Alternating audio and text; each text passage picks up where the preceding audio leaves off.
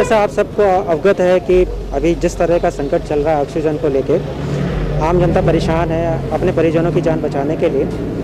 तो उस समय ये हमें ज़रूरत महसूस हुई कि जिस समय से ऑक्सीजन सिलेंडर का जमाखोरी हो रहा है या जहाँ से भी जो भी इन्फॉर्मेशन हमें आई, उसके लिए ऑक्सीजन सिलेंडर्स की आवश्यकता हो रही थी मेडिकल्स हॉस्पिटल्स में। तो ये ज़रूरत महसूस की जा रही थी कि जो भी जमाखोरी कर रहे हैं या इस तरह की कोई कालाबाजारी कर रहे हैं तो उन पर एक्शन किया जाए सरकार की तरफ से, प्रशासन की तरफ से। तो उसी की कड़ी में हमने सोनिया विहार में कुछ इन्फॉर्मेशन इकट्ठी करी थी, तो इसीलिए आज ये कार्रवाई की गई है।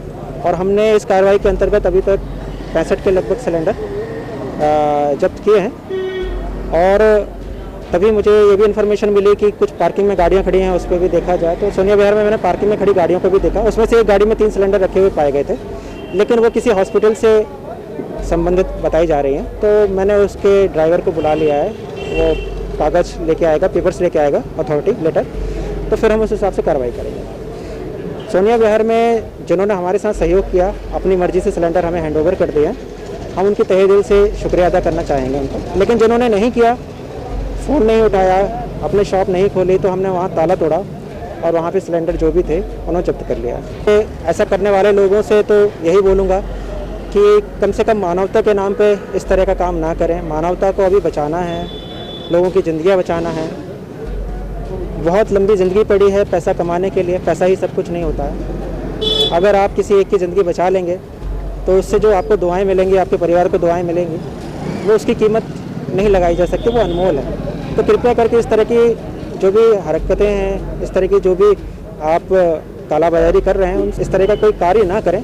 अदरवाइज प्रशासन अपनी तरह से कार्रवाई करेगा, कानूनन कार्रवाई जो भी होगा, और बहुत सख्त होगी वो। सर एक्चुअली देखो, डर की तो बात यह है कि डर इतना है कि अपने पेरेंट्स को मैंने गाँव भेज दिया, ठीक है, यहाँ पर हम मैनेज करेंगे, ठीक है, आप अपना गाँव में जाकर सुरक्षित रहिए, ठीक है। तो आप इससे अंदाजा लगा लो कि जो बंदा अपने पेरेंट्स को लेकर पॉजिटिव है ऑलरेडी, उसने उनको भेज दिया। लेकिन यहाँ पर जो पड़ोसी हैं वो कह रहे हैं कि जो हमारे दामाद को दिक्कत हो रही है, हमारे मम्मी पापा को दिक्कत हो रही है, तो मैंने कहा चलो ठीक है, मैं तुम्हारे सिलेंडर भर सकता हूँ। एक्चुअली ऑक्सीजन का अभी पिछले साल जैसा अब ये साल चला है, इसी में इतना हुआ है कि भाई जरूरत है पेशेंट को। लेकिन द पॉइंट इज कि नॉर्मली ऑक्सीजन वेल्डिंग के लिए यूज की जाती है और हमारा नॉर्मल वेल्डिंग में जाती भी है। आप देखते होंगे मेट्रो का जो भी काम होता है या फिर गैस कटिंग होती है, लोहा कटिंग होती है, वो ऑक्सीजन होती है, ठीक है। लेकिन ये जितनी भी ऑक्सीजन है इनडायरेक्टली ये पेशेंट्स के लिए भी होती है, ठीक है। अब तक कितने लोगों को आप हेल्प कर चुके हैं? सर ये लगा लीजिए आज एज एन अप्रोक्स सर के पास रिकॉर्ड है ऑलरेडी, जो सिविल डिफेंस के थे, तो करीब यहाँ पर उन्होंने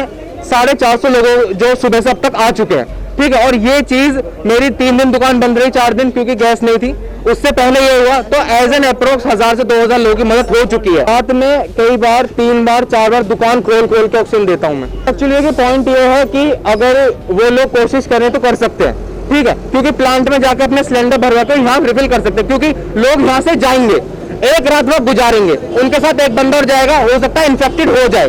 तो बंदे को जितना नियर प्रोवाइड हो जाए चीजें उतना बेटर है, एग्जैक्टली क्योंकि बंदे जाएंगे, पेशेंट के अगर ऑक्सीजन लेवल 60 है या 70 है, ठीक है, बंदा वहां तक जाएगा, वहां से आएगा तो उसको दिक्कत पड़ेगी ना। अब उसको नियरेस्ट अगर मिल रही है ऑक्सीजन तो उसमें बुराई क्या है, मुझे समझ नहीं आ रहा है।